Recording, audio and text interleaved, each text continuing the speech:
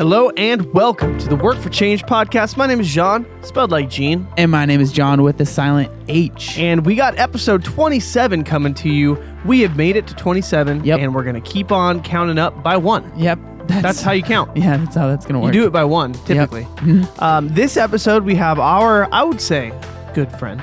I don't really like him that much, but that's fine. I'll call him...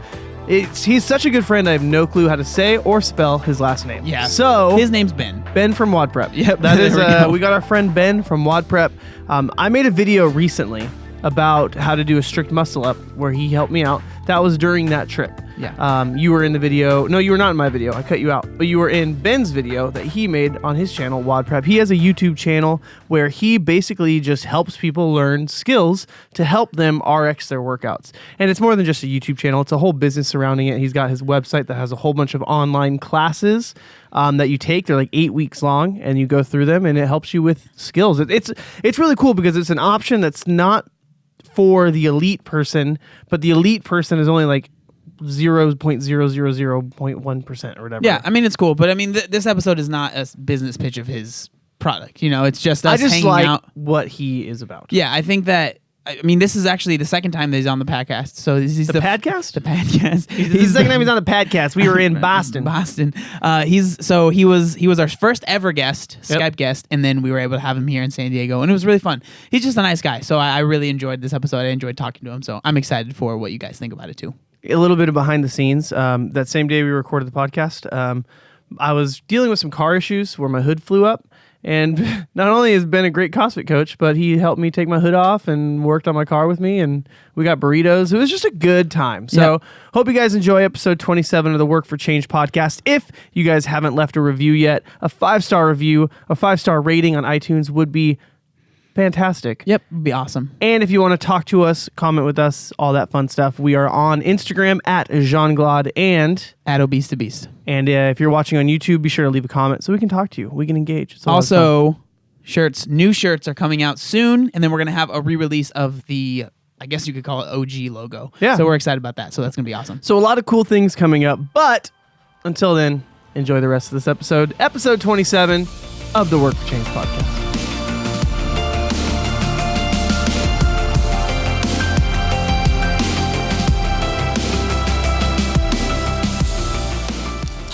Ooh. This podcast is sponsored. It's sponsored by Bud Light. Yeah. We're actually wasted right now. Yeah. This is the Drunk Podcast. Welcome to it. There's a YouTube channel that actually is called My Drunk Kitchen. And it's someone who just gets wasted and then tries to cook food. And that's the whole YouTube channel. They just were like, I like drunk history, but I also like cooking. So I'm going to try drunk cooking. Yeah, literally. So the thing is that if they wanted to watch someone be even more useless, they just watch my channel, me cooking. Because I don't have to be drunk. I'm just that useless in Being the drunk kitchen. actually might improve your cooking. See, I made blackened vegetables and also some blackened rice and some... Is it blackened or is it just burnt? It's blackened. I know what I'm doing. It's got a hint of charcoal. Yeah. I like charred vegetables. Yeah, I like char. I like things to be charred. So the reason that I'm wearing a hat this time is because last time, my hair... No, like the last couple times. If we're going to be honest. Jean wouldn't tell me. My hair is sticking straight up. And I go to watch the video. I'm like, dude, really? I can't see it from here. So, and then I just look like a big doofus the whole time in the whole podcast. You know how you fix that? Yeah, shave your head. I've done it a few times. Yeah. People are, there's half the side that likes it and there's half the side that's like, never do that again. Because I look a lot scarier than I really am. Intimidating. Yeah, and I'm not at all. Yeah. So I was sent a post, or Sam tagged me in something from my old Instagram page, GlodFit. Why do you still have that? You reopened it, and I thought you were going to start posting again. Yeah, because I went to tag you, and I typed in your name. Recently? Well, this was a while ago, because you had deleted it, and then I went to tag you, and then GlodFit popped up, and I was like, oh, he's going to post again on GlodFit. No. You never posted. I think I opened it again to laugh at myself at my old pictures. Oh, I thought maybe you were like, I'm motivated to post again, and then that motivation went away before you posted. I'm amazed by how many Instagram accounts we have collectively. I have one, and I don't even really do much with it. So it's funny that you say that because I have two. Yeah. And we've had people that tell us like you should start Instagram for the podcast, and we're just like, we can't. it would just be all it would be is just ads. Like, Yeah, right. Go watch the podcast. Go watch the podcast. Guys, go watch the podcast. we have a new episode. You won't believe it, but we have a new episode. Yeah. Guess Yeah. what? There's a new episode. Yeah, and so And it's it would literally just be pictures of us with the person that we're with and being like, don't miss miss this. it on this one. Yeah, like- so I understand it, and I think if we were able to put enough time into it, we can make it cool. Because Yeah. we could make it something different than that. But with the amount of time we have, we can't. Yeah. Like it would be that a picture with the person, And I think- or most likely a screen cap of the video that we made. Yeah.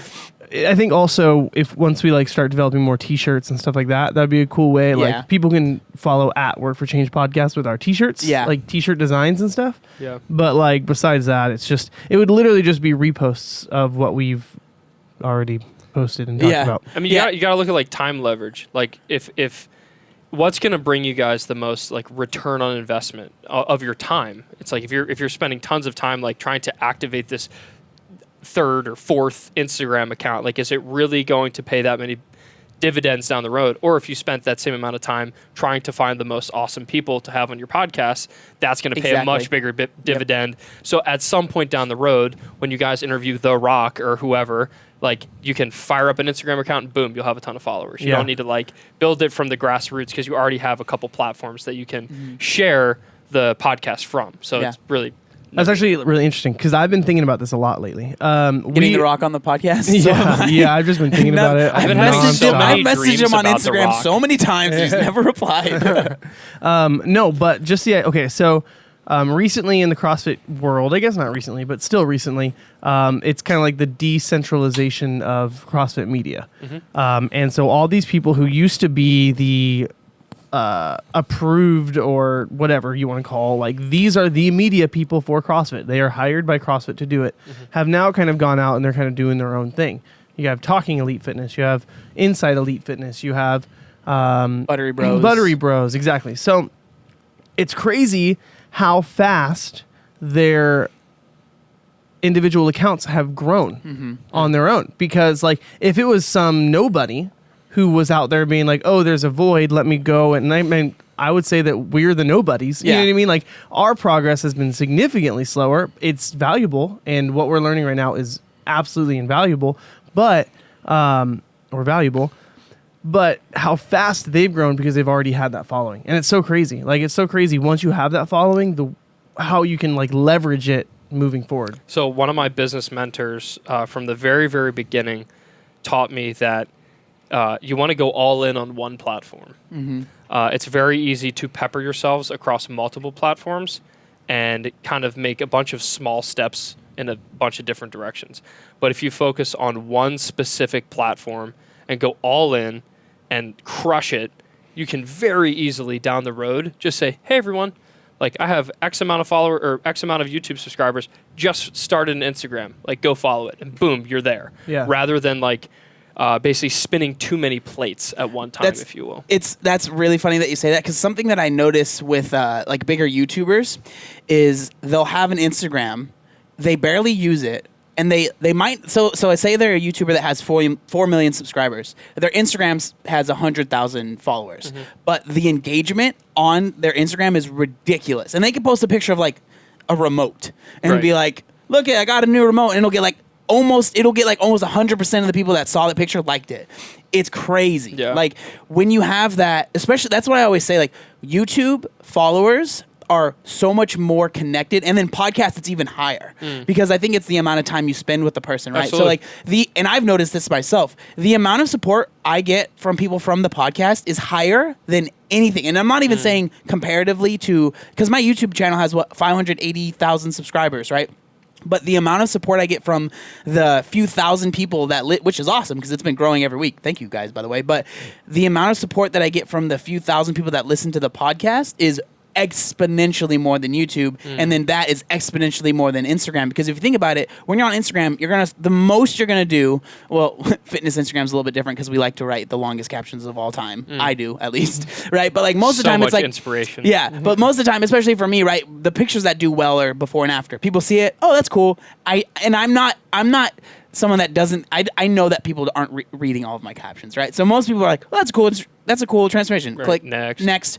That's it. So they might spend, if they read the caption, a minute with you. Yeah. Right? if they're on YouTube, your video is going to be 10 minutes long, so they're spending 10 minutes with you. But on a podcast, in reality, it's like 5 minutes. yeah, well, yeah, but it depends, right? It could be 10 Yeah. minutes. Watch the time. potential of 10 minutes. Yeah. But You it'll- need to get 10 minutes so you can put an ad, but that's besides the point. I'm just kidding. Podcasts are going to stick with you a lot longer. I like at least an hour, right? And so it really is like that. I think that's one of the things with the podcast that I've enjoyed so much is like that, like the connection. I know I kind of went off on a little tangent from where you were saying. Each but platform. No, I mean it plays perfectly into the same thing. That same mentor taught me, like about like platform values. Like an interaction with someone on Instagram is a lot different. When I say an interaction, like someone engaging with your content on Instagram and Facebook is so much more fleeting than engagement and someone actually like watching your video on YouTube.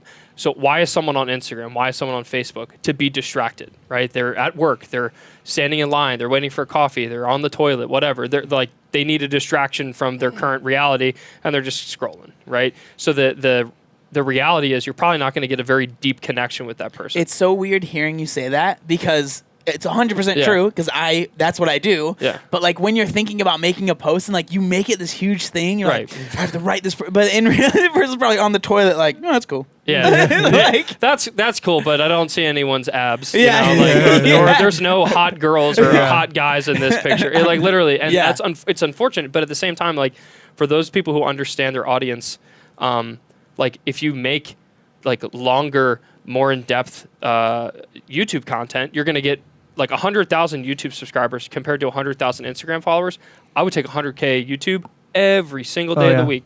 I would, And it's- I would it's so probably take interesting. 20,000. Yeah, no, absolutely. You know, 100%. What's so interesting though is like, you know, I've had multiple people tell me I need to like start a podcast. I'm like, oh, the last thing the world needs is another podcast. And but it's so interesting that you say that. Like I care about depth rather than breadth. Like I don't care if I have 500,000 followers and you know, famous people and like I don't care about any of that. What I do care about is like the people who follow my stuff actually apply it and like see results. That's it. If it's 100 people, great. If it's 100,000 people, even better. But it's so interesting. Like if podcasts you're saying are allowing you to connect and like move people more so than these other mediums, it's like maybe I do need to start looking at that. It's almost like Instagram, at least in the fitness world. Instagram is inspire me, right? Yeah. I want to picture like goals, right? Yeah, Hashtag fitness-wise, goals. yeah, for Yeah. In the fitness world, Instagram is inspire me. YouTube or like impress me. yeah. YouTube is entertain me, Mm. and then like podcast is like do life with me. I You know do, what I mean? and I do Or, like, for teach me. YouTube. It's Teach me, it's yeah. instruct. Teach me or instruct me. Yeah, Yeah. That's because the route that I've gone. that's what I was for gonna say. sure. Because for me, yeah, YouTube is like most of the time when I'm thinking about a video, unless it's like a video where I'm like talking about a person or a thing or like a thing that's gone on, it's like what video can I make that can help people, like that I can instruct people. And yeah, those videos will never like reach the same like when it's like a drama video or something Right. like that. But those are the videos I'm way more proud of, and that I get comments that are just like, "This is awesome! that I Right. was able to Yeah. help this person," you know. Yep. Yeah, it's really interesting. It's fun talking about this with like people that are in the same space, but like kind of different. Because like you're, you know, with like WOD Prep, like we were kind of talking before the podcast, like you make videos that you want to that will stick around forever. You Yep. know what I mean? Like you don't want to like get caught up in like the drama that's happening with CrossFit or with this. You want your content to just kind of like stick. Was there like a Evergreen. Yeah, is what evergreen. Timeless or evergreen. Like basically, I want the things I'm saying now to be valid in 5 years. And it's funny, like the videos I made 5 years ago about how to do double unders and how to do, they're actually here in San Diego, how to do double unders, how to do bar muscle ups. I specifically remember there's one bar muscle up video that is so out of focus, it makes me want to throw up. But it has, you know, hundreds of thousands of views at this point and continues to rack up views. And all the comments are like, oh my gosh, I got my first bar muscle up after watching this video. Like that video, despite its horrible editing and terrible focus, it's still going to be valid in a year, 2 years, 3 years from now. As long as people are doing bar muscle ups, that video and all the other videos will still be valid. So I kind of like, I guess very strategically took myself off of the treadmill of like news. Because if Yeah. you're a news outlet and you go a couple weeks without like being up to date on the latest and greatest news, you're essentially worthless. You Yeah. know, it's just like, I didn't want to do that. So I can take a slightly slower approach and just I mean, recently I've tried to be very methodical, like making sure that the videos I release are high quality and they're going to stand the test of time. Like we have a nutrition video that I'll send it to you if you haven't watched it. It's like, I just spit out the facts that a lot of people don't want to talk about. And you've done it how many times in your channel where it's like calorie deficit. Yeah. And you know, like, and after once you have your calorie deficit, macronutrients, and then all the way at the end, we're like supplements, probably don't need them, you know, done. And it's just like, it explodes, you know, it's crazy. But that video is still going to be valid because it's backed by science. It's still going to be valid 5 years from now. You know, until we're robots. Exactly. Until we're half cyborgs or whatever. Yeah. Was there ever like a time where you decided that's what I want to do? Like, that's the kind of content I want to make, or did it just kind of happen naturally? I think it happened naturally in the beginning. You know, I made like 2 or 3 vlogs. I did a CrossFit competition in Japan, and one of you'll realize something. I hire mentors all the time. So another mentor of mine was like, "Hey, you should try doing a vlog. Like, there's a lot of really successful fitness, you know, entrepreneurs that have vlogs, and you know, you should do a vlog." I'm like, "Oh, I have a competition coming up. It's gonna be awesome. We're doing a road trip in Japan. I'll shoot it." And I was like freaking carrying around this GoPro with me, and just like, I don't know, my whole like psyche was changed. I'm like, "Oh, is this a good shot? Like, let me get the. Oh no, it wasn't good. Let's do it again." And I hated it. The video at the end was really cool, and I'll look back at it with fond memories, and I'm glad we shot the videos, and I maybe shot like 1 or 2 more. Like there was another one where we went go-kart racing, and that was super cool. But it's just like I didn't like doing it. So that like after my second vlog ever, I was like, my vlog is retired, and I will focus on instruction, because that's like, as a coach, that's why I got into online teaching in general. I used to own my own CrossFit gym. I've coached thousands of CrossFit classes, and people always come to me and say, "Hey, you explained how to do blank very clearly. Like, thank you." And I'm like, maybe when I start my channel, that's what I should do, is explain things clearly and just, you know, try to keep it simple. So that's I guess it kind of just fell into that. And now I'm very glad, because I'm not on the treadmill of like breaking news and like having to always be up on the gossip. I'm like you guys were like, "Oh, we're at whatever event last week." And I'm like, I don't even know what that is. So that's kind of the beginning of WOD Prep. Yes. It was you were you owned this is from the last podcast. You owned a gym in Maryland. Correct. And it was Red something. Blue Crab. Blue Crab. CrossFit. Yeah. Boom. Blue Crab CrossFit. And it's still going to this day. Is it still called Blue Crab CrossFit? Yeah, we actually have They have 2 locations now, which is pretty cool. Is the other one called like Red Crab? Blue Crab CrossFit West. Oh, nice. And it's actually like a mile down the street from my house, and I live in the middle of nowhere, which kind of just blows my mind. But that's anyway. Yeah, I used to own a CrossFit gym. So then you moved to San Diego. I moved to Florida. My wife was in flight school. She's a helicopter pilot for the U.S. Navy. She was in flight school. In Florida is kind of where I was like, wow, what am I going to do now that I'm not working at a CrossFit gym and I'm going to have to move? And then all of a sudden the Navy tells us, "Oh, you're moving to Japan." I'm like, well, now, like, what the heck am I going to do? And then I one of my friends that used to go to my CrossFit gym in Maryland was just like, "Hey, like, people make a lot of money on the internet. You should maybe like look into doing something CrossFit wise on the internet." And I was like, I'll try it out. And then basically I went from having no clue what I was doing to I made my first video, which was like, I think it was like a 15.1 strategy video that I released on Facebook. Had a ton of people that like shared it and got really excited about it on Facebook. And I was like, oh, there's something here. So I kept shooting videos for the Open. And then after the Open, I was like, I still have no idea what to do.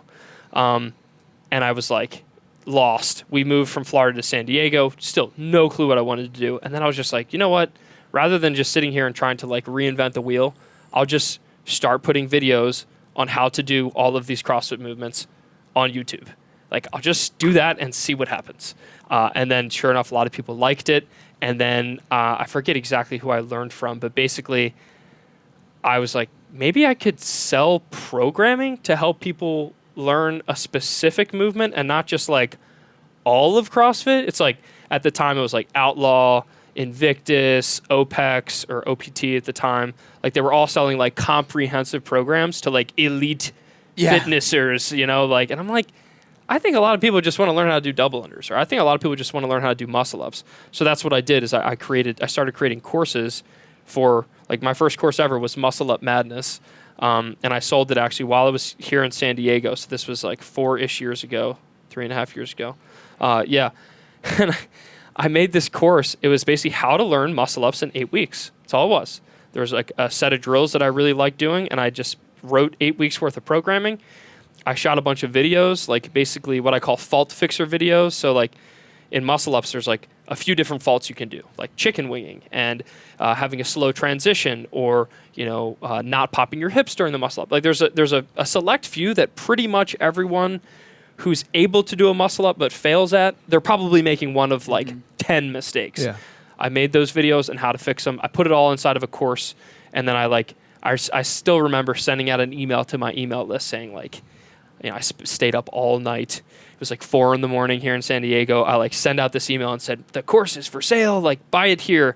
And like I waited. I like click refresh on my email, like waiting for a sale to come through. Nothing. And then I was just like, all right, I'm going to bed. It's like it's 5 a.m. Clearly online business is never going to work. I'm a failure. Like I need to go get a job, or else my wife's going to kill me.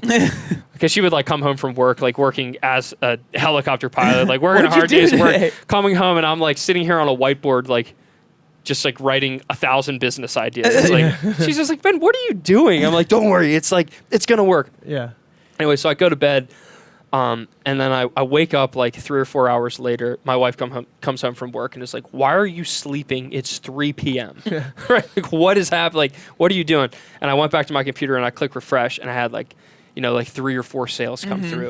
And I was like, babe, I just made over $100 on the internet. Yeah. And she's like, what? And then that week, I ended up selling like a little over, it was like $200 or $300. And she was like, okay, like, all right. I like, can see something here. You did something. I'm proud of you, honey. Might need to make a little bit more than that, but like, that's good.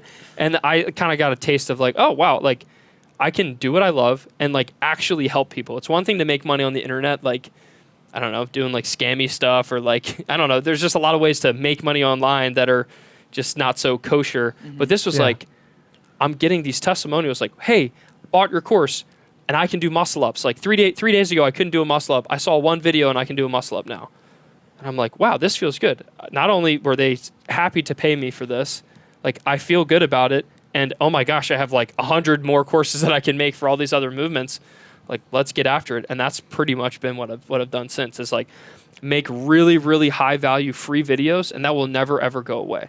Right? So like free first always. And I want someone from any part of the world, maybe they can't even afford our courses because their courses are expensive. I want someone from anywhere in the world to be able to watch my videos and still get lots out of them, still be able to do these movements and get tons of value. But for the people who can afford it and want like a faster track on how to get double unders, or like access to you to be actually able to like, hey, I need help here. Okay, exactly. Like access to me and my team. Like now I have a whole coaching staff where like if you join one of my courses, you actually get a private Facebook group where you can post a video of, hey, I tried this double under drill. How does it look? And then my coaches will come back and like give you a video review on how you did. And it's like that level of coaching. Obviously, I got to pay my coaches, so it costs a lot more than just watching a free YouTube video. But ultimately, it's turned into a really awesome business that like I've been able to give lots of value to people. I've been able to hire, I think I have 10 people on the team now, and it's just like, man, this is fun. Yeah. And I was able to do it in Japan.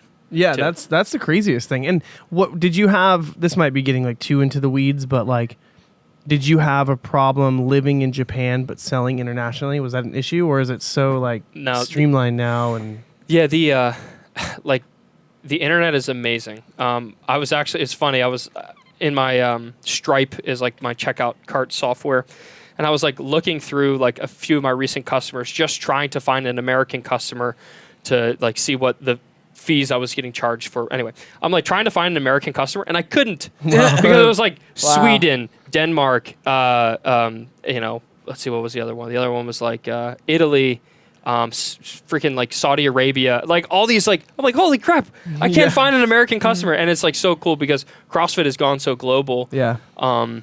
It's a language that so many people know that people from all over the world are able to purchase it. And I don't have to be in any specific location as long as I'm like creating good value. I have like some business systems in place where like, my support staff knows how to respond to someone who's living in, hey, I live in South Africa. Like, am I still going to be able to get all the coaching? It's like, yeah, it's a Facebook group. Everyone can join Facebook and get in these groups. And yes, this course that you actually download, it's in English, but you know, you can very easily download it and probably get it translated to your native language if you want. So I don't know. It's like, I had no idea how big of a pie it was. You know, like here running a physical brick and mortar CrossFit gym, you have such a small slice of the pie. All of a sudden, I went online and I was able to impact so many more people from everywhere in the world, and all of them were very willing to pay for this stuff. So yeah, I think that's one of the coolest things, and like something that is like inspirational about you to like me, and I'm sure my brother, is that you've been able, because I talk a lot about like, you know, my issues with people like making money online, but it's not that I have an issue with people making money in fitness at all.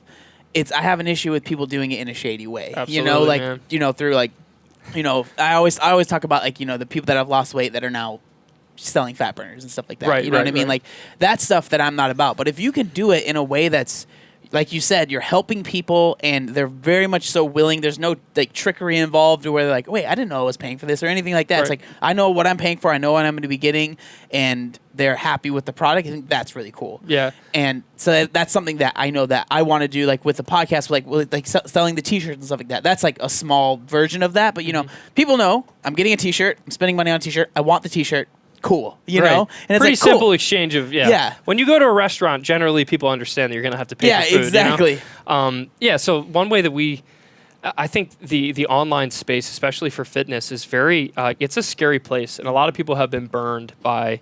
You know, by fat burners. You know, was that what made that person lose weight? Absolutely freaking not. It wasn't. Yeah. It was calorie deficit.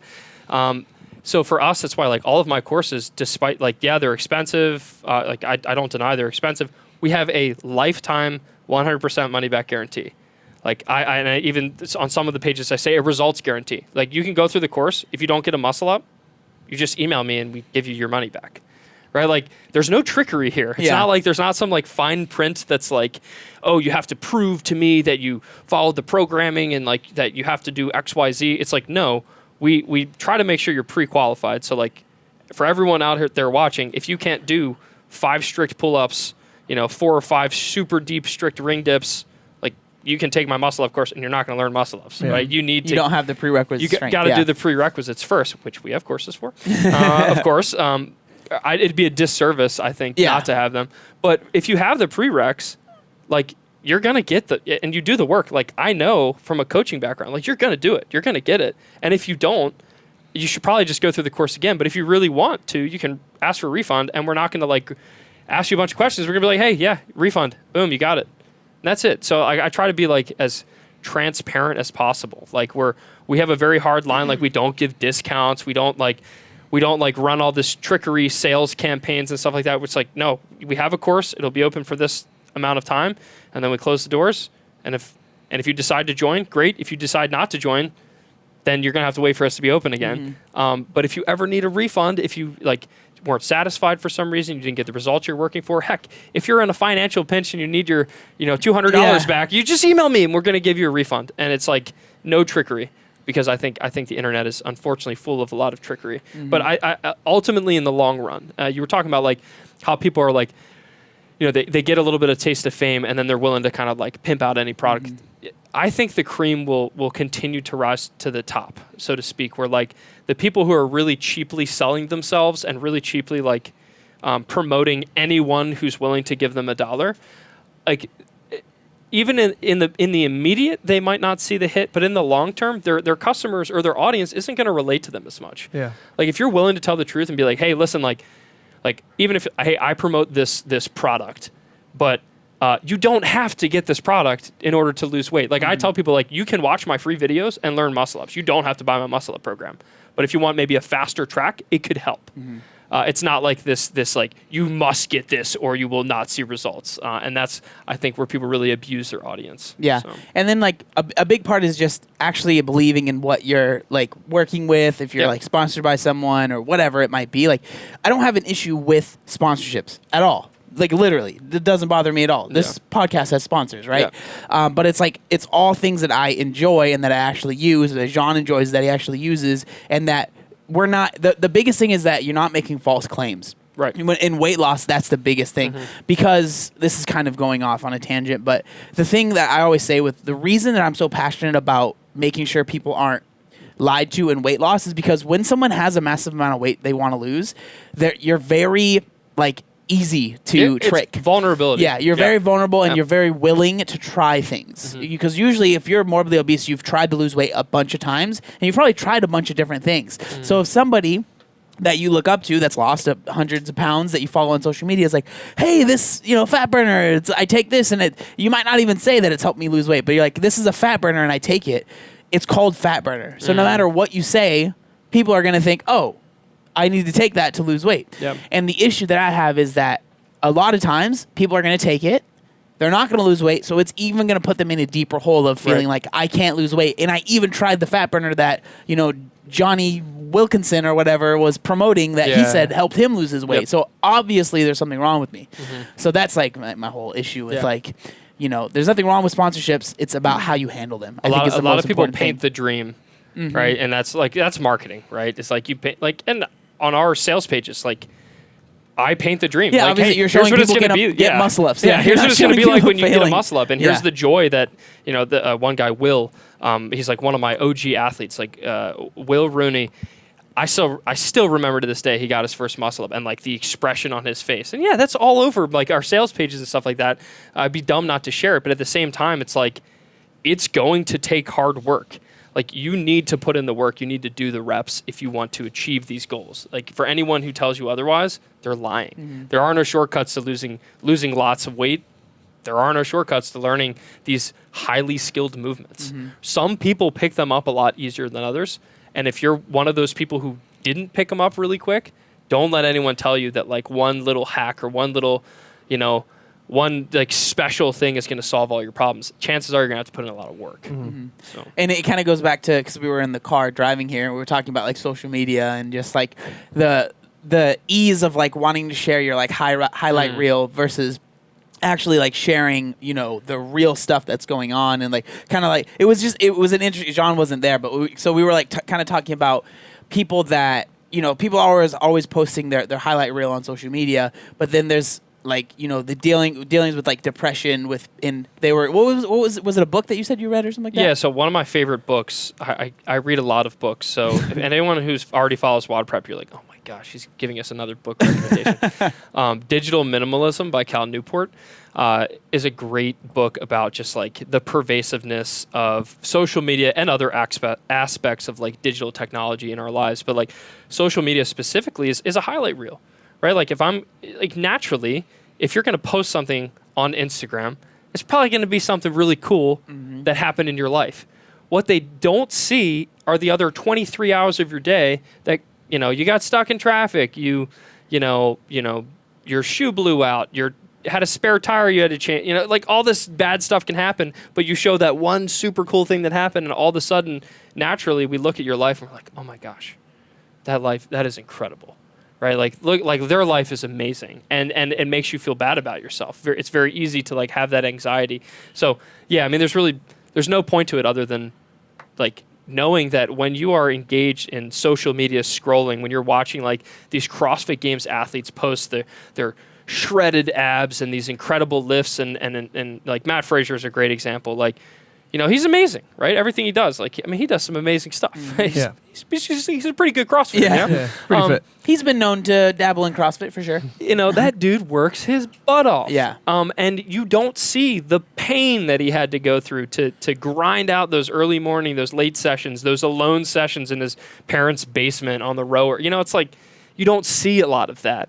And oftentimes it's very easy in social media society today to miss the entire picture of like the hard work that goes into achieving this quote unquote success. And I think a big part of it is like we don't really like to hear people complain. Like I think the only people who enjoy complainers are complainers because then they get to complain together, right? Yeah. And then it ends up being like this vicious cycle where they're just complaining with each other, and then that's all they know. So it's like with social media, people do complain on social media, and no one cares. Unfortunately, sure. Like no one else is going to care about your complaints, and so then there's this pressure to like want to post. Well, no one cares if I'm complaining, so I'm going to post this good thing. Right. Oh, well, that got a lot of likes. I like that. So maybe let me do that again. And then you really do feel like you do have to like put on for social media for people, for the world. And then you feel disingenuous, or you feel like people don't really know who you are. And then that's kind of where that cycle comes from. Yep. But I do think there's a large part, like, if you can recognize that social media has the potential to do that to you, then just kind of be like, oh, here's a bad post. Like, I'm going to throw it out there. I know I'm not going to get as many likes. I know it's not going to have the same impact, but I'm okay with it because that's me. Yep. I really do feel like there is like the power of social media can be mitigated somewhat as long as you have some like self-awareness. Mm-hmm. If you're looking to social media to get all your likes, like, yeah, you're going to be struggling. But if you know that, like, hey, I woke up and I read a book, I got a like from that. And then I went and got a healthy breakfast, I got a like from that. And then I had a good conversation with my wife, my fiance, whatever. And like you're basing all your likes per se on real things that matter in your life. When you don't get as many likes on Instagram, it's like, well, it doesn't matter. That doesn't have much weight because I got my like in my reading. I got my like in my nutrition, in my health, in my workout. Yeah. And so it's like finding likes in other things and not looking for all your likes on social media. I heard a pastor say that once, and I thought that was like the most profound thing, like in regards of social media. Like, you can get likes from other things. It doesn't have to be a literal like on social media. Right. Yeah, I think there's a lot of mindlessness that happens. Yeah. I preach this to the people who follow WOD Prep all the time in like our emails. Is like building in daily disciplines, and a lot of my discipline is about elimination. Like I think I told you guys, like I delete Instagram for usually 5 days a week, and then maybe on the weekends I'll activate it and like respond to all the DMs that like my team hasn't responded to, like personal stuff, and like actually do some posting myself. Which again, I am the worst. And, like I don't like this font. Who cares? I'll post it anyway. Yeah. Being mindful of like a lot of people, if you ask them like, hey, you just spent an hour in bed in the morning scrolling through social media. How do you feel right now?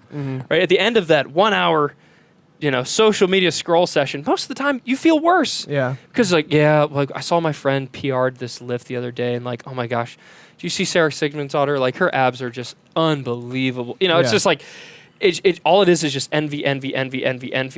And then at the end of it, you're just like, oh, okay, like I'm tired of this. Yeah. Like you end up more exhausted. So like now I have to find something to post so I can like look cool or something. I would just challenge people to be more mindful about your usage of social media. Like if there are certain accounts that like make you feel like crap because you're not as good as them, freaking unfollow them. Unfollow them. Yeah. Right? If they're not quick, if they're not inspiring you, like it's one thing about like inspiration. Like Gary Vee is I have mixed opinions about him sometimes, but like when I first started, Gary Vee was like, "Oh, dude, that guy crushes it," right? Yeah. And he inspired me.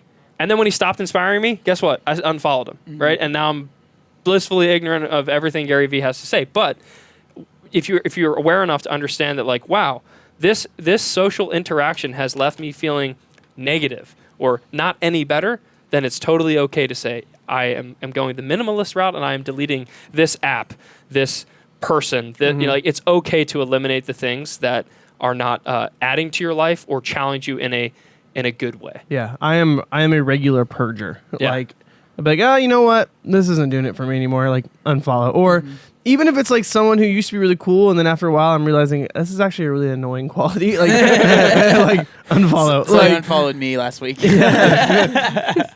No, but it's true. Like it really is. It's super true. I try my best to like on social media be as like honest as possible, but it's as like whatever. I hate the word influencer, but I guess that's what you would call me, right? I hate the fact of that. Like if you posting too much negative stuff, people are just you just complain all the time. You just complain all the time. I'm like, but if you think about it, everyone throughout their day has things that don't go their way or don't go well. But at the same time, it's like hard to kind of find that balance of being real and then showing people like this is a transformation picture or whatever. So I try my best. Like the most like obvious thing is like with the loose skin, right? I have no issues talking about that. Yeah. And for me, it's literally become a thing that I post. Like I'll post like a few days ago I posted a picture of like a tan line that I got from rowing outside. Like I get tan really fast.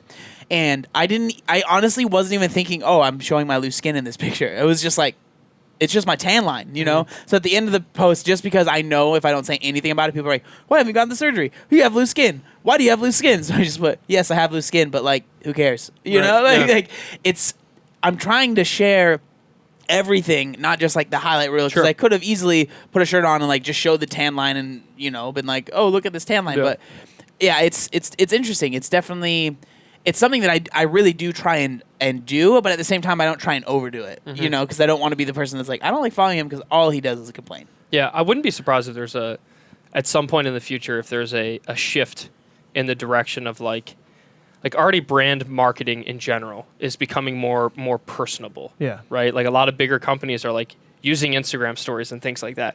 But when people start to learn and there's going to be a shift where people are like, wow, like this is a very ingenuous person. Like this person is so fake, or this person, like I can see through all of this like just fakeness. I think there'll eventually be a shift to like being that real person, being someone who like actually shares their life. As a quote unquote influencer, it's like, hey, I'm going to show you the good, but hey, I'm also going to give you a taste of the bad because like this is life. And we're all in it together, right? Like, I'm not living a better life than you. You just happen to be following me, but I'm going to give you a look into, like, hey, I might have lost a ton of weight, but, like, here's how it happened. The good, bad, and the ugly. Not just the good and the sexy. So I think about this a lot, okay? Because there are so many benefits to social media. I thought you were going to say Chipotle. Yes, that too. but ice cream. I think about ice cream. Yeah. But there are so many benefits to social media. No one can deny that. Like the way that it's connected people like never before. The way that people can look up hashtag WODPrep, you know, and then it's like, oh, all these people are doing WODPrep. We all found each other at social media. Yeah, exactly. So it's like the benefits of social media are huge. But the negatives of it, like the fact that social media was created to manipulate our minds to like, you know, endorphin, like all these things, right? All these things that happen with likes and with the way the algorithms work. It's an addiction. Yeah. It 100%. is. Without a doubt. And so it's like, I always wonder because most people are quick to, you know, kind of reject, okay, our generation, no, but the generation above us, like a lot of them are like, oh, that social media is ruining your brain. Oh, this social media is this. Oh, you know, because they didn't have it. Sure. So I'm always on the defensive for social media more than I am on the attack. Yeah. I'm always like trying to defend it. Right. I'm always afraid though. Like there were people when cigarettes came out who were defending cigarettes. Right. It was healthy for you. Yeah. For a time. Yeah. And it was like, it's definitely bad. You know, like there's time has passed and we realized that cigarettes were definitely bad for you. And we're wrong. Yeah. And we're like facing the consequences of it being so socially acceptable. Literally, that is an article that Cal Newport wrote, who is the author of that book. He says social media is the new smoking, or actually smartphones is the new smoking. But his argument, not like literally exactly what you said, is like, often our generation will come to the defense of social media saying like, here is XYZ positive trait, right? But then it's like, but here is like A, B, C, D, E, F negative trait, but they still don't want to delete it because of XYZ, right? So it's like he challenges you to be very conscious. Like if you're mindful and you say, hey, like maybe I'm using it too much, or maybe I'm following the wrong kinds of people. I love social media. Like social media kept me connected to my family while I was living in Japan, and my friends and my audience. But at the same time, like there were certain aspects of it that once I culled them from my like daily life, like I no longer like I have a rule where there's no smartphones in bed. So like I don't wake up anymore and like just start scrolling. Instead, I like wake up and do my morning routine and have my coffee and do some reading and do some maybe journaling. And then and only then after I've worked out do I allow myself to look at my phone. Yeah. And all of a sudden, because I built that like discipline in there, like I have like I've earned the relaxation time of like doing that bit of scrolling, but I still limited to a certain amount. So it's like, keep it in your life, but just be more mindful of it. Don't let it just consume you. Yeah. I think my caution is always like, there's so much good that has come out of this. Like, don't just say it's evil. And I think that's where, like, you know, dealing with, again, people who are older, people who are against social media all out, it's like I always kind of feel it. But maybe I'm just so inundated with it that the fact of someone coming against it for me is like, how dare you? Right. It's attacking your identity. Yeah, exactly. But it's like, I don't want to be so attached to something that it like literally affects the way I think. Yeah. But I know that social media does that. Like, I know it. I'm telling you, Beyond a you shadow of a gotta read doubt. that book, man. What is it called? It's called Digital Minimalism by Cal Newport, and it's really good because he talks from both sides of the spectrum. Is he one of those social media is terrible for you, leave it? Or Not necessarily. because that's what Because if it is, John's not reading that book. because I have immediately now just gone into like defensive. Like, wait, Not necessarily. But he presents some really good arguments about thinking about it. okay. So for me, I like to read I'm totally books from in. other ends of the spectrum, I'm right? totally So in. like I would be all if someone came out with a book about like why CrossFit is the worst thing in the world, right? Like I'd read it because I want to expose myself to opposite ends of the spectrum. It'd be written by Jillian Michaels. yeah. Oh, yeah. So it'd be written by a ghostwriter. Yeah. Okay, so I got a question for you. What's up? Someone's out of shape. They don't do CrossFit. They're not. Maybe they're not interested in CrossFit, whatever. But they're definitely out of shape. Mm-hmm. What's the first steps going into the gym? What's the first steps? Sean, you Would can just recommend? ask him for advice. You don't have to make up a fake person. Hypothetically, There's this guy. We're gonna call him. We're gonna call him JG. We're going to call him Gene. Yeah. He has a beard. no, but like, so what would you say? Because your courses, I'm not saying sell your courses. We've talked about your courses. Yep. But could they, from someone who's never stepped in a gym, could it get them to RXing the workout? Like from no experience? So, this Well- hypothetical person, Mhm. are you? Is it how to start CrossFit? It's So- like fitness. Okay. So like even would you say CrossFit is the best thing? You know what I mean? All right.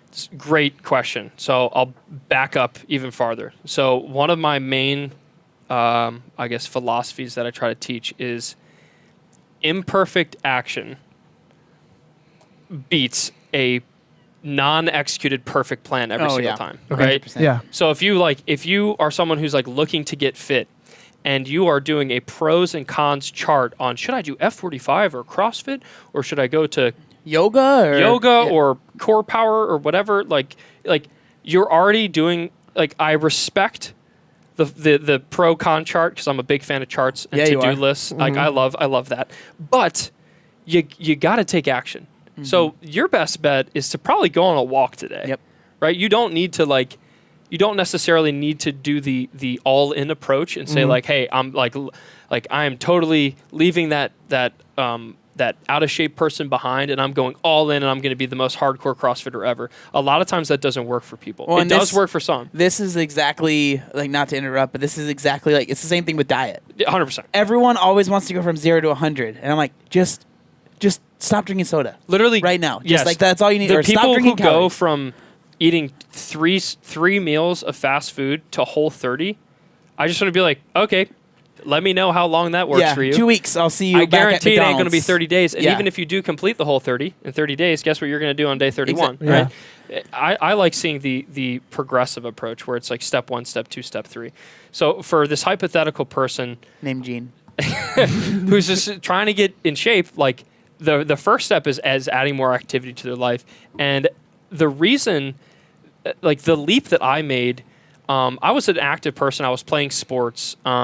Yeah, you're a sportser. I was a pretty active sportser. You're sportsing. We talked about this the first time. So, and I talked about this the first episode, or I think it was literally the first episode or the second one. Second one, yeah. episode. Easy there. Yeah. Come on. I got bro. a silver medal. Yeah. I was a first guest though. First guest. All right. Yep. So you have to do something that you enjoy. Otherwise, you're Without a doubt. you're not going to come back to it. That's why bodybuilding didn't work for me, because I liked the results from bodybuilding, but I didn't like the process. I didn't enjoy the process. When I found CrossFit, I all of a sudden was like, oh my gosh, these skills, I'm competing. It's like a sport. You're actually looking forward to going to the gym. And Yeah, and it turned into a process I was willing to enjoy. So if you hate going to the gym, then go play sports. Play pickleball, which by the way is my new favorite sport. I'm A lot of people have been playing it. Oh my I've seen a lot about it. How does it work? Oh my gosh, pickleball is so much fun. So it's tennis and ping pong and like badminton combined. I hate tennis. I'm terrible at ping pong, and I've never played badminton, and I love pickleball. Is it on? Are you hitting against a wall, or No, is it a net? there's a short net. So if you're short like myself, you can still just spike the crap out of the ball. Like, it's so much fun. So just I want to try it. Yeah, I got introduced to it with my CrossFit buddies out in Japan. They introduced me to pickleball, and I was like, oh yeah, I'll try it. And then after the first day, I'm like, we got to play tomorrow. So I've played so many hours of pickleball. WOD Prep makes a drastic shift to how to play pickleball. How to increase your vertical for pickleball. Pickle Prep might be a domain I own. You never know. Pickle Prep. I don't know about that. People might be going to that website. That is a great name. Thinking it's for something else. So anyway, I digress. So again, you need to find something that you love.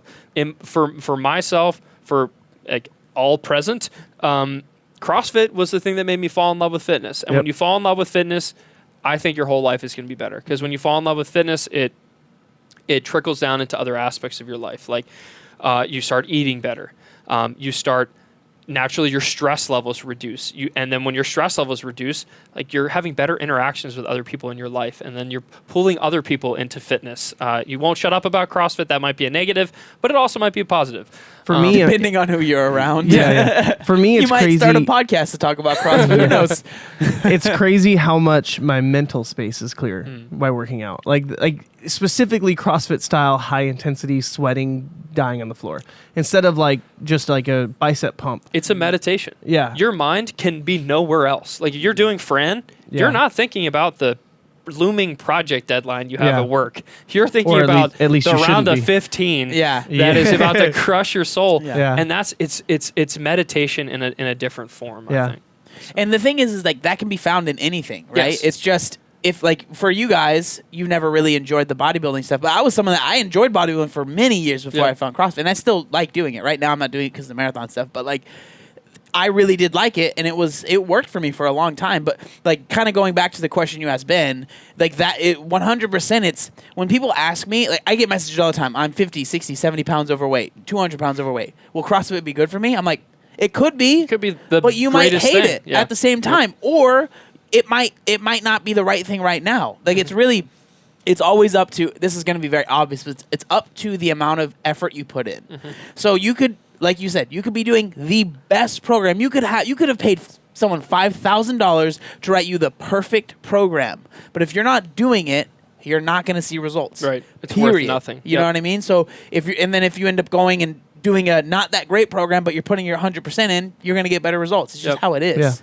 And this is actually how I run my program. So if this hypothetical person does get into CrossFit and they like drink the Kool-Aid, so to speak. So far right now, they're doing nothing on the street, or not on the streets, but they're doing nothing. They're homeless. Living on the street. Jeez, this poor guy. What I meant was they come in from the street, like they like walk in to whatever, and so they're doing nothing. Now they found a sport they like. Now it's okay, cool. That sport happens to be CrossFit. Yep. Right. That's where you're at right now. Yep. Okay. Yep. So let's say hypothetically, you have a similar journey to us, where even if you were not active at all, you find, wow, like I enjoy these little weird things about CrossFit that get me into the gym, and that make me treat it like a sport. It's like this weird thing where I'm like having fun, but I'm also hating it and complaining about it at the same time. You know, I hate pull-ups, but you're eager to go to the workout tomorrow. I love it. Yeah. For that person, that's where WOD Prep could definitely help. It's you won't need it for an overwhelming majority of people, and especially someone in this situation. Just having fun and getting into the gym and like throwing down with some friends. Maybe you start it at 1 day a week, and then you up it to 2 days a week, and then you up it to 3 days a week. You know, like you just slowly increase that volume. At some point during that journey, you're going to get that itch to like accelerate. Right? You're like, man, I hate doing single unders. Yeah. Like, I love them, and single unders are fun, and I love these workouts. But, man, like, that dude is making double unders look so easy, and I want to do that. And then all of a sudden you try, and you whip yourself, and you just can't figure out how to make that leap. That's where WOD Prep comes into play. We talked about this on an earlier podcast. It was like one of my first times ever in CrossFit, and I see parallel bars, and I'm like, I'm going to try to do a handstand push-up. Oh, my God. And it was a disaster. I did not get a handstand push-up. In how many places did you break your neck? I know, right? I wish there was a video of that. Like, I wish there was a video of that. I don't want to. I'm not not to speak negatively on our first CrossFit gym, but we kind of were able to do whatever we wanted. Oh, yeah. Without much. They didn't throttle you. There was no throttling. Which is it. It's funny. Some people respond very well to the non-throttled version of CrossFit, where it's just like, yeah, I just walked in and they were doing Murph and I just did it. You know? Yeah. Usually that's someone that's coming from a very active background. I couldn't move for 4 weeks after, but it was fun. I have a lot of respect for this is what we try to do at my CrossFit gym was like, if someone came out off the street, like we're going to give them a lot of attention and we're going to scale the workout down significantly for them, but I still want to give them that taste. Right, like they're still doing burpees, even if it's a scaled version of burpees. They're still doing something. If it's pull-ups and they can't do pull-ups, they're still doing some sort of scaled pulling motion, and they're getting that intensity. And I think once they get the taste of intensity and the camaraderie, that's where kind of like the snowball starts rolling, so to speak. Someone, I did a video recently called "The 7 Laws of CrossFit," and one of them was like, don't cheat reps. Don't. If the workout says 15 pull-ups and you do 10 each round, don't say that you did 15. Right. Like you can do 10. It's okay to scale, but just admit it. Yeah. And this lady was like furious in the comments. Like, how come everyone always expects me to do I think she's an older lady. How come everyone expects me to do handstand push-ups? I'm not going to do handstand push-ups. Like, don't expect me to do handstand push-ups. And I don't want to feel bad that I have to put a different workout on the board. And her thing was that when I said cheat reps, she thought I meant don't scale reps. And I was like, that's not, and so in the comments, it was like an 8 thread of like, no, like scale, 100% scale, but then don't say you did handstand push-ups if you did 10 push-ups. And then she's like, well, my gym always makes me feel bad when I don't want to do handstand push-ups. And I was like, sucks. I literally was like, hey, I don't know everything about your gym, but just from that, like maybe find a new gym, absolutely. Like it was just kind of crazy. Like just the whole, like scaling is like so good. It's important too. It's what makes CrossFit. Yeah, exactly. It's why my aunts, who I have 2 aunts, and it's funny, they still go to my original gym, and they're still called Aunt Jane and Aunt Carol. That's awesome, right?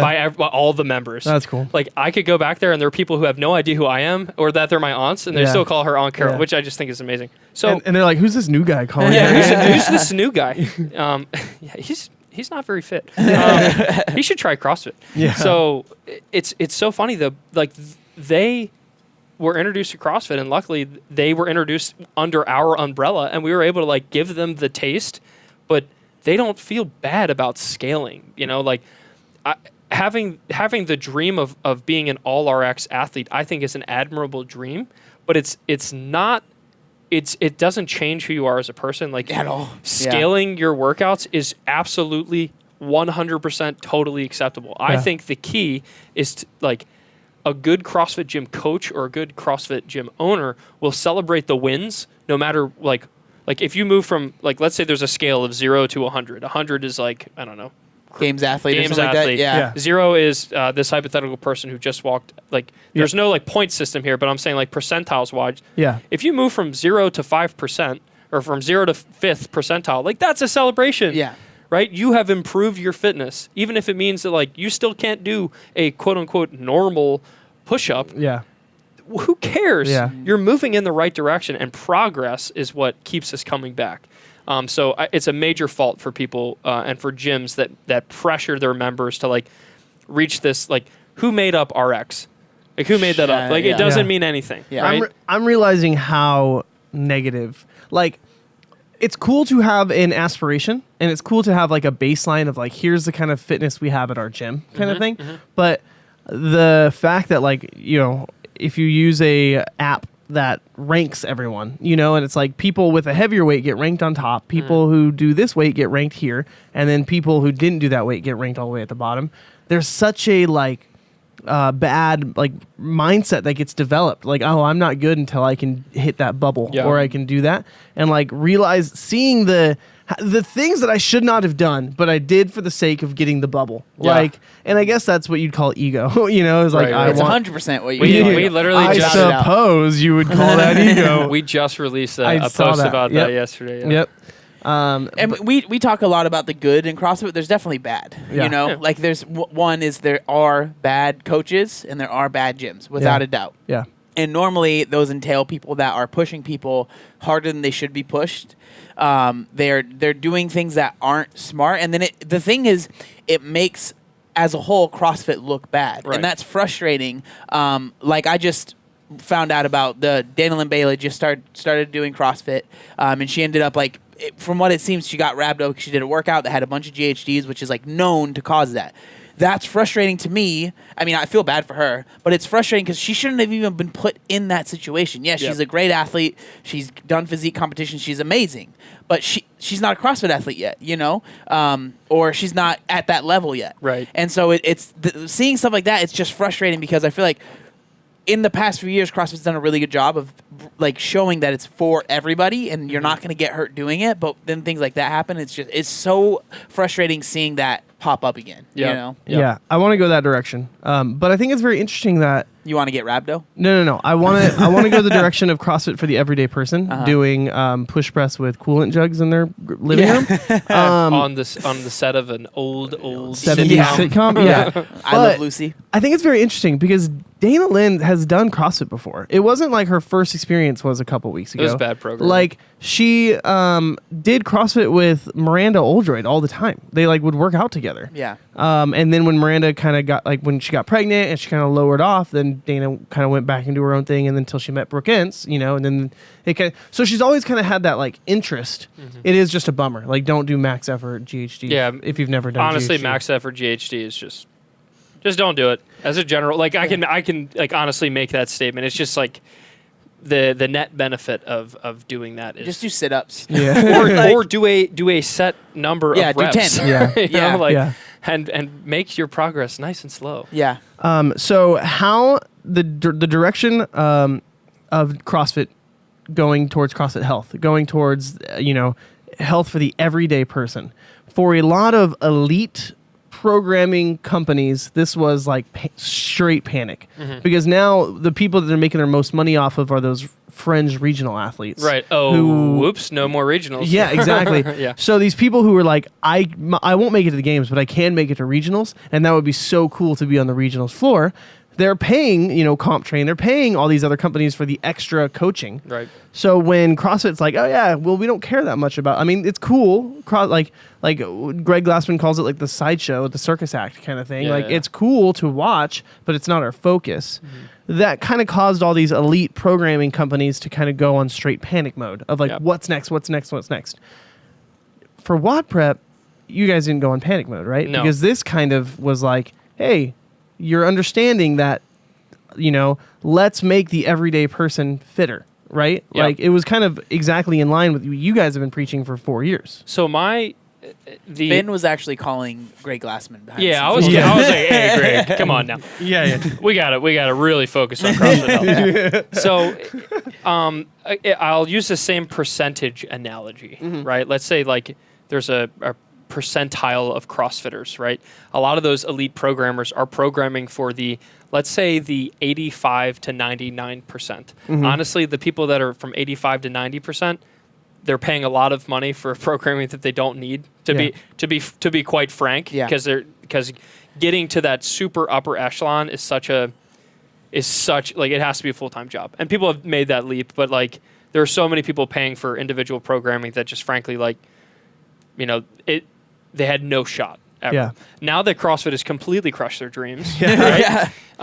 That's okay, and maybe they'll be like, hey, maybe being a professional CrossFitter isn't for me because there's so few that can do it, and I'm not trying to crush anyone's dreams. People can come out of nowhere, and that's awesome. Yeah.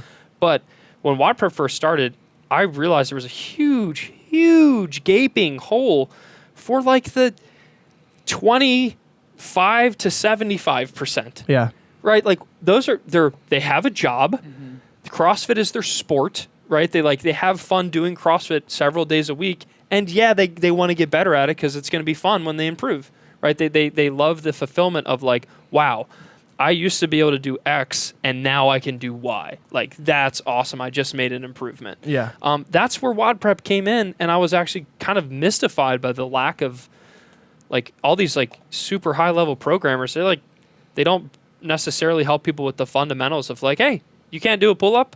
Like, let's help you learn how to do a strict pull-up. Yeah. And we have a course for that because a the large portion of my email list like came and said, "Hey, I really want to learn a muscle up, but I can't yet because I don't meet the minimum, work requirement that you said I need. Like I can't do 5 or 6 pull-ups. I can't even do one." And I'm like, "Oh my gosh, I need to help these people." Yeah. And we created content and obviously a course to help with that.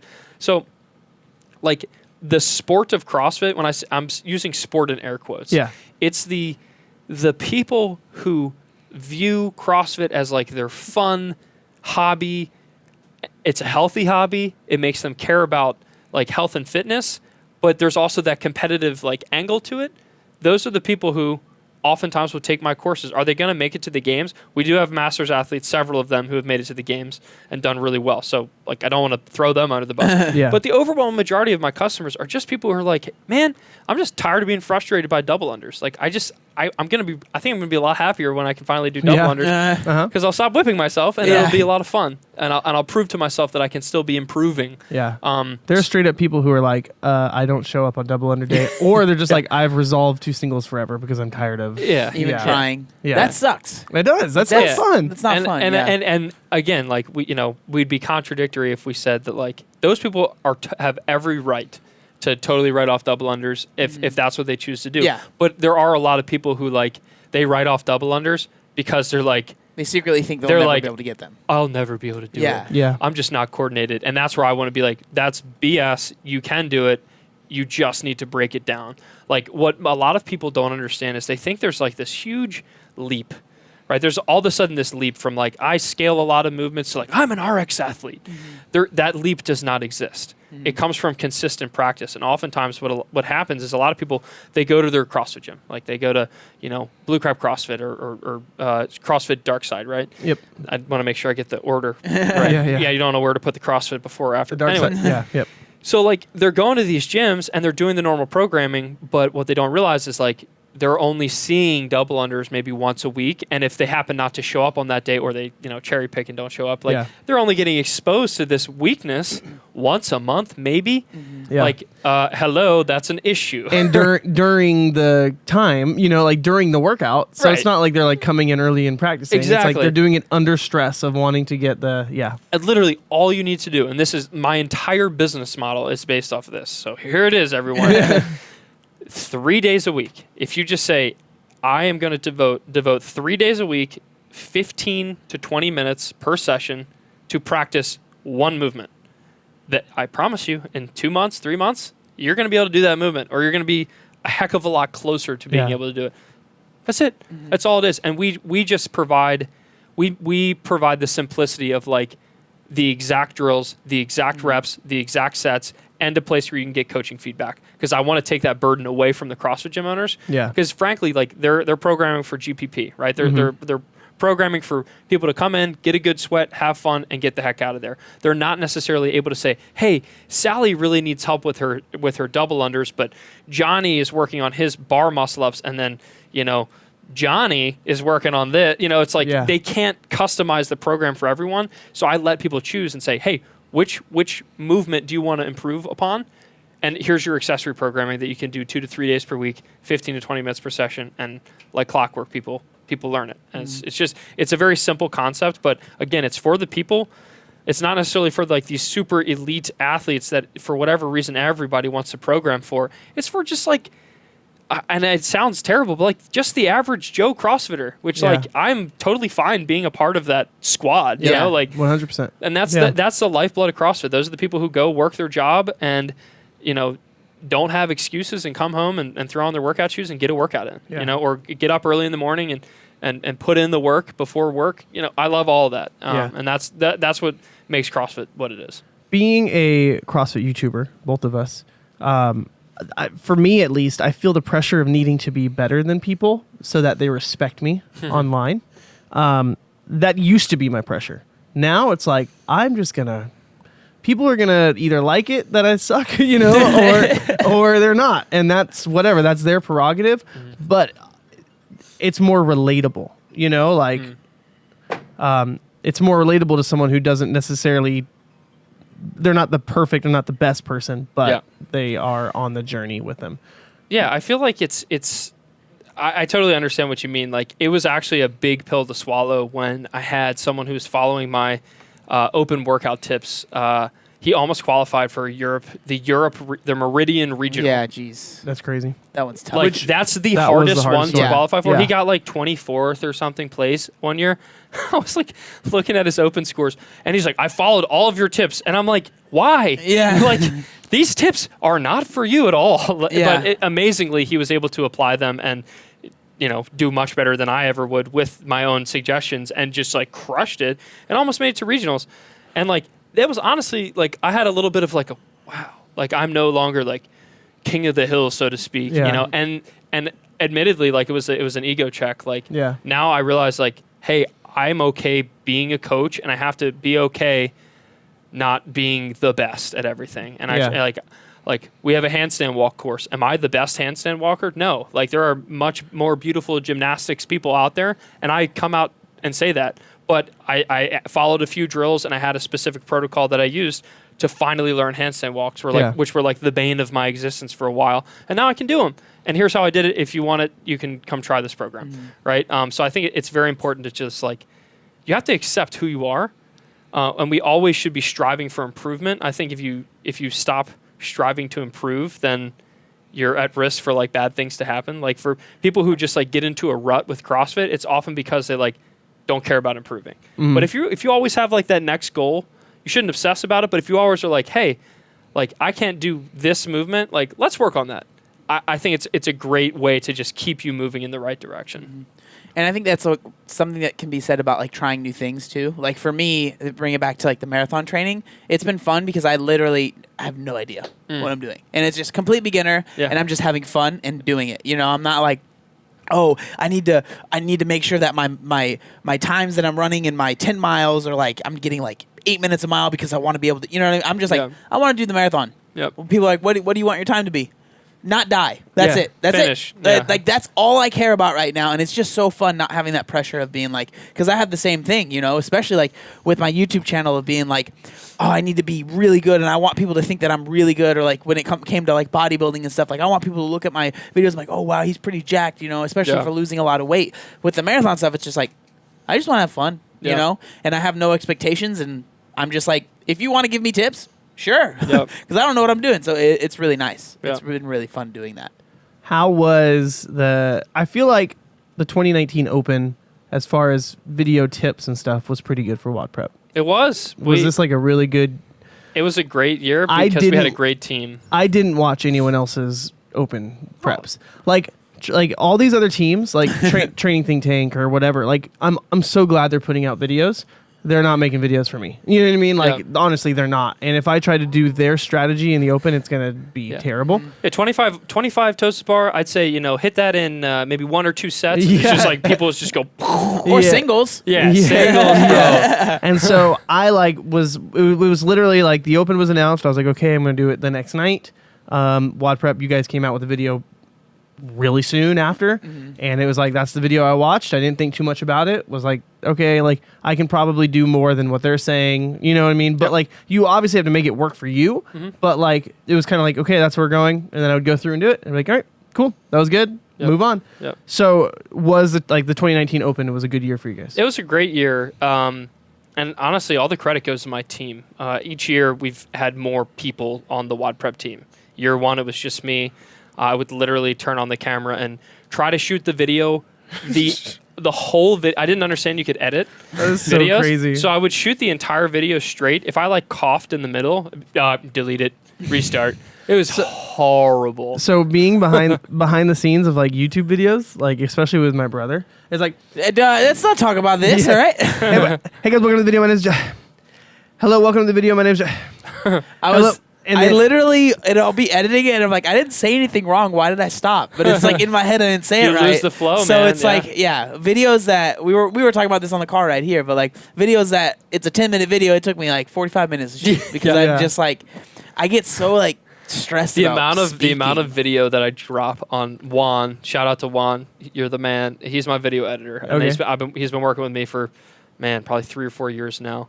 3 years. And like I'll send him these videos and I'm just like, dude, I'm sorry. And he does an amazing job of just trimming it down. We hop on like a live Like he'll stay up. So I was in Japan, so shooting the videos, it was like 10 a.m. for me, like super great. It's like midnight for him, and he stayed up till like 2 or 3 in the morning editing these videos because it's so important to get them live. Because so many people are like, I need to watch your tips before the 6 a.m. class on Friday, and I'm like, oh gosh, we got some work to do. Yeah. But I mean, it was great, and it's because we had a whole team involved. Like I have someone who's taking my tips and like writing them as a strategy guide. I'm the one like doing the strategy and like shooting the videos. I had some people this year, like my coaches, Coach Brent specifically, was like shooting the raw video versions of like some of these movements, and we just all came together and really, I think, did a good job. We had a lot of views, a lot of just, I don't know, just a lot of good energy in the WOD Prep community. So, and everybody always says like, I guess if there's one thing I'm known for, it's always like, oh, you're the guy who does those open videos. Yeah. Because that's like the one time of the year where WOD Prep is like very, very relevant. Yeah. And then a lot of times people are like, wow, like I learned a lot about, I guess, what was one of them? Like I learned a lot about Tosabar in that one video. Like maybe I should watch some more of his videos. Yeah. And then there's a kind of a trickle down effect. Mm-hmm. So, yeah. I know that like when we've already talked about it, but when we first started CrossFit, me and my brother, like your videos were so huge and like learning skills, learning how to do specific workouts like Fran or something like that. I remember in your Fran video, like if you can't do Fran in 10 minutes RX, then you shouldn't be doing scaled. it. So me and John were like, we need to do it in 10 minutes or less. That was our whole goal. It was like 9:38. Like, you know what I mean? Like something like where I was like, oh, okay, God. Good. People are killing themselves trying to meet my standard. Ben would have been proud of me. Like literally. That's good, man. And that's that really, I don't know. I loved it.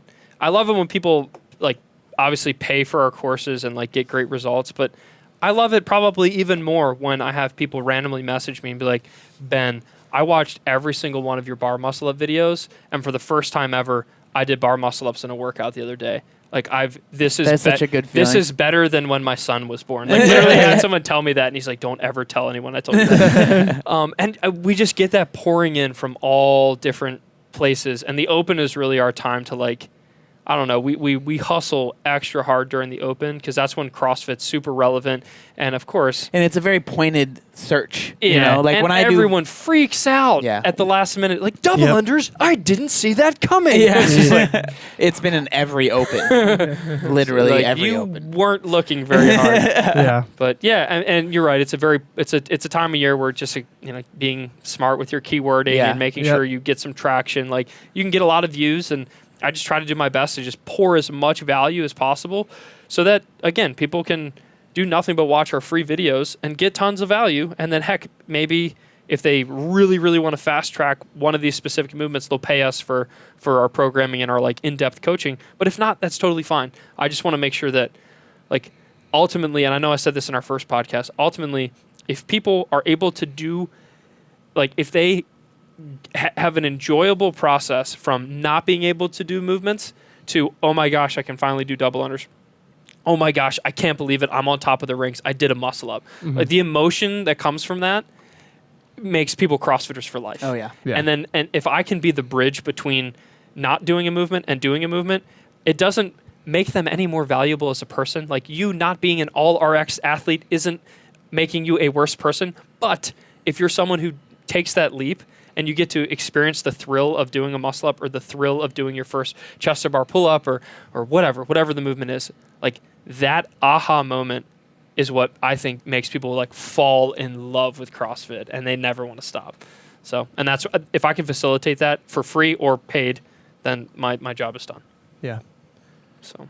Awesome, dude. Yeah, well. Sweet, bro. We've been talking for a while. Yeah, thanks for... we talked about everything. Yeah. We have. And we didn't even get to everything I wanted to talk about, but we'll have you on again. Next one. Yeah. We'll have you on again. Part 3. Here till Monday, so let's go. Yeah. Cool. Well... Awesome, dude. Do you want to start recording now?